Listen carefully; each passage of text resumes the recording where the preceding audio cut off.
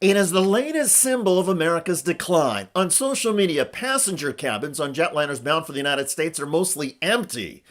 Hello, everybody. David Shuster here. Normally, at this time of year, aircraft headed to the United States are packed, but tourism is down dramatically, and international travelers staying away from the United States keep citing one reason: Donald Trump. I think something really does have to change. I really hope so for the world, actually, not just for me. When it comes for vacation, I think there's other places I would rather go. It's dangerous and nobody is safe there anymore to come to America as a tourist. 25-year-old Lukas Sila from Germany was stopped from entering the U.S. after a trip to Mexico with his American girlfriend. He was shackled and held for 16 days before being allowed to return home last month. I get a lot of questions from people who want to visit America, and I try to help them and tell them my experience. That's what Germans have heard about America. Australians have also gotten an earful from several cases. One Australian with a working visa was detained and deported on returning to the U.S. from his sister's memorial. He says U.S. officials called him an epithet and told him Trump is back in town. We're doing things the way we always should have been doing them. The effect of all of this on people coming to the United States is significant. As The Guardian reports, the number of Europeans traveling to the United States has cratered under Trump. See all of those charts? Some Dutchmen say, why are you going? You're going to Trump? New trouble from abroad. There's a sharp decline in international visitors to the U.S., down at least 14% from a year ago. It's even worse with Canadians. The overall political climate, I'm a little more content this year just to spend my money in Canada. Canada accounts for a quarter of all tourism to the United States. Several reports say that Canadian tourism to the U.S. this year is down by 70%. The cumulative effect is huge. According to data from the World Travel and Tourism Council, America is on track to lose $12.5 billion in travel revenue this year, making it the only country out of 184 analyzed that's projected to see tourism dollars decline in 2025. International visitor spending is expected to fall to less than $169 billion by year's end, a 7% drop from 2024 and a staggering 22% decline from tourism pre-pandemic peak in 2019. The WTTC said it could take until 2030 for U.S. tourism to bounce back to pre-COVID numbers. Recently, President Trump was asked about the tourism decline.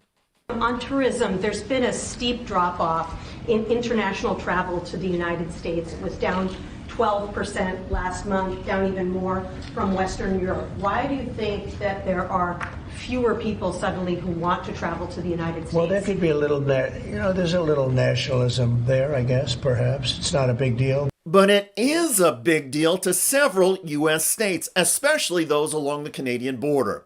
In Kennebunk, Maine, this inn relies on Canadian visitors and has seen bookings vanish. We're usually almost full with Canadians, and this year we had 2 families. Summer is not looking any better. We just feel sad that we're not going to see our friends this year. The governor of Maine has ordered the placement of these welcome signs in several border towns and is publicly pleading with Canadians to visit. Just to reinforce the idea that Maine welcomes Canadian visitors, Canadian businesses, Canadian citizens. In the meantime, Canada is getting some very high-profile public solidarity in its tensions with Donald Trump. King Charles delivered a rare speech in the Canadian Parliament today, reaffirming that Britain stands with Canada as it navigates a challenging relationship with President Trump. The King's speech said Canada is facing challenges that are unprecedented in our lifetimes. Democracy, pluralism, the rule of law, self-determination, and freedom are values which Canadians hold dear, and ones which the government is determined to protect. As the anthem reminds us, the true north is indeed strong and free.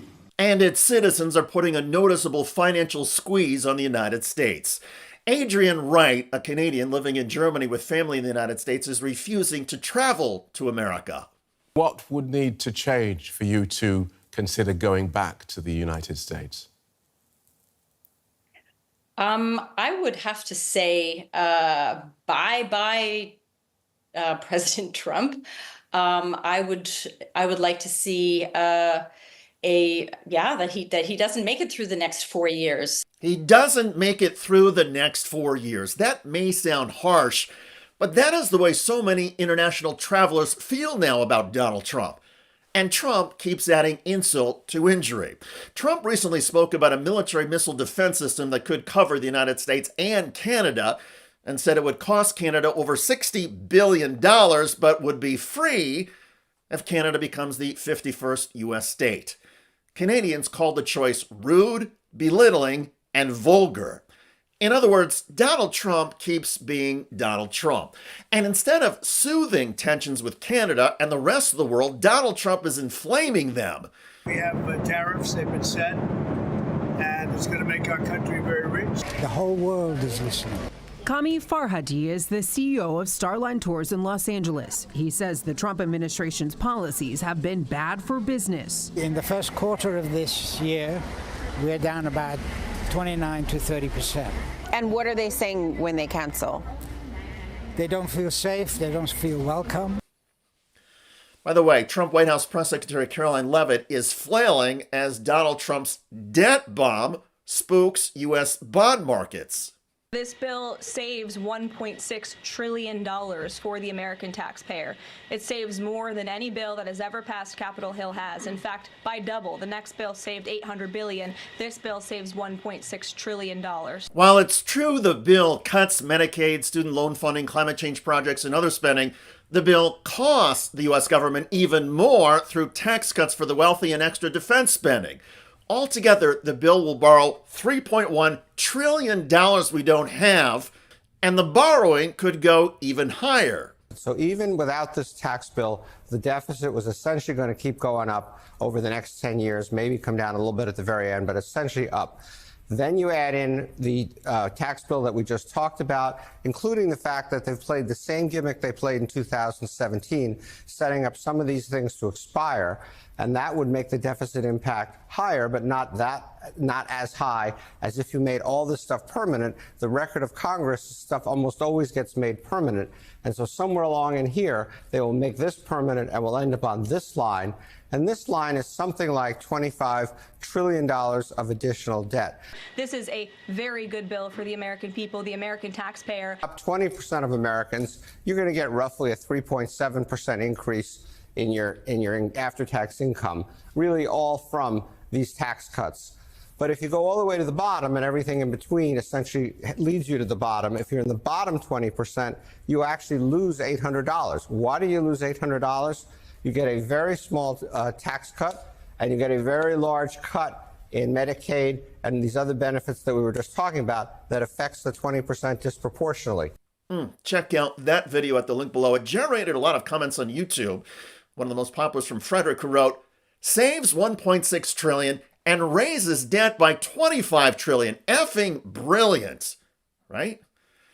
I look forward to reading your comments about Donald Trump tanking the U.S. tourism industry and costing American businesses tens of billions of dollars.